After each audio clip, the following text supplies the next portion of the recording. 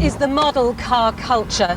It's based on the freedom to go wherever you want, whenever you want.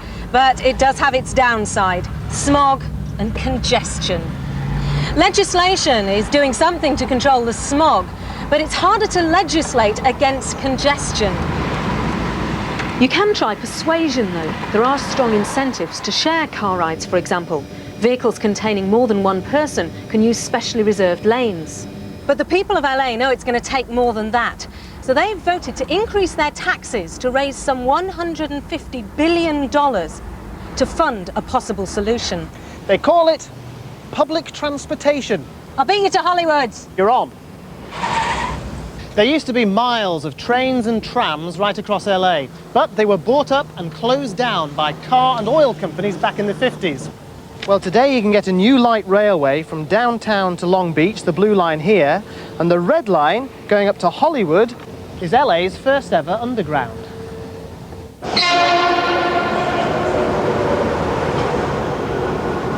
Ahead in most things, it's difficult to believe this city has never had an underground railway.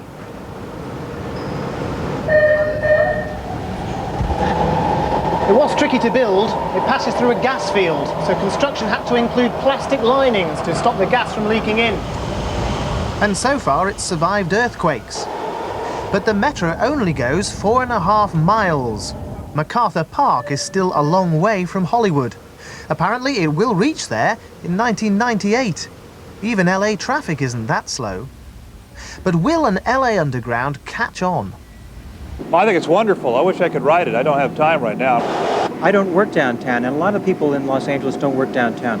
So I don't think it's going to make that much difference on the freeways. Metro doesn't go where I live at this point. Though when I was living in Long Beach, the Metro Rail did run down to Long Beach. I continued to drive my own car.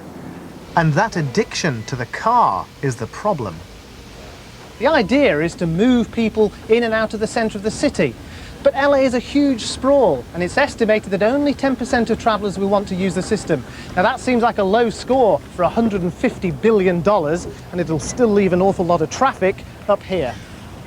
With no more new roads being planned, and now with 2 of the major arteries temporarily severed, they're having to stretch the capacity of the ones they've got. So enter the smart traffic corridor. Now from here, all the freeway traffic is being watched and subtly controlled. Access to the freeways is controlled by traffic lights, and giant message signs advise the drivers to use parallel routes if there's a jam. Or any obstruction. The scheme has been pressed into service early to divert traffic around the collapsed section of the Santa Monica Freeway.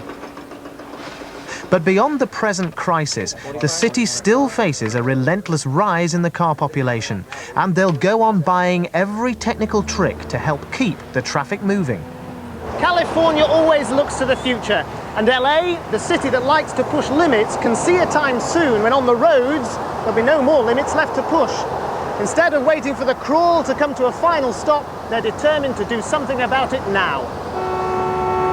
Excuse me, still got to get to Hollywood.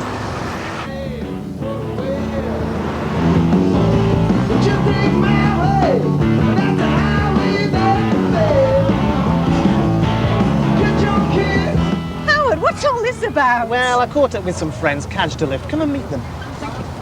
Arnie, Jack, Whitney, this is Kate. And, now where, oh, he's still on the car phone. E.T. over there.